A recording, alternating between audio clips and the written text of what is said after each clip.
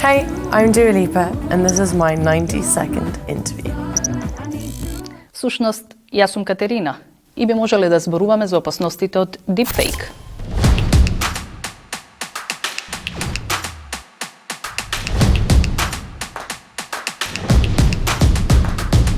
Deepfake е вид вештачка интелигенција што се користи за создавање убедливи фотографии, аудио и видео измами.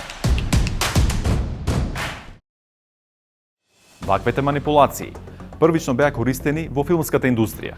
Сега, се почесто се алатка за манипулација на публиката. Мета обично се јавни личности, а видеото е направено за да продаде, да убеди, да збуни, но пред се да излаже. Освен ликот, може да се менуваат и гласот и јазикот. Па така, иако реално не го зборувам со помош на deepfake, ова видео би можел да го преведам на хебрејски јазик. שלום, הרבה זמן לא התראינו. Deepfake не се секогаш направени за опасни измени, но проблем е кога deepfake се направени без согласност на луѓето што се заменуваат. Таква злоупотреба е кога ваквата технологија се користи за политички дезинформации, порнографија, малтретирање и финансиски измами, например. Постои ли начин како да ги препознаете? Постојат повеќе знаци што можат да ви укажат дека се работи за deepfake. Moving forward, we need to be more vigilant with what we trust from the internet.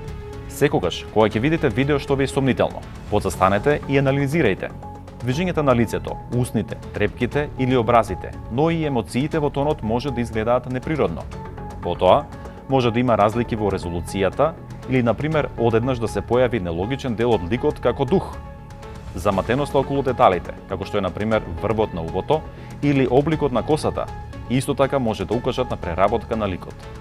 Најважниот елемент при вакви дилеми е да се запрашате дали содржината што се пласира е логична, дали ја објавиле и други медиуми и колку е веродостоен медиумот што ја објавува. Во напредокот на технологијата нема ништо лошо, особено кога сме предпазливи. Но бидете свесни дека секој би можел да биде Од другата страна на екранот.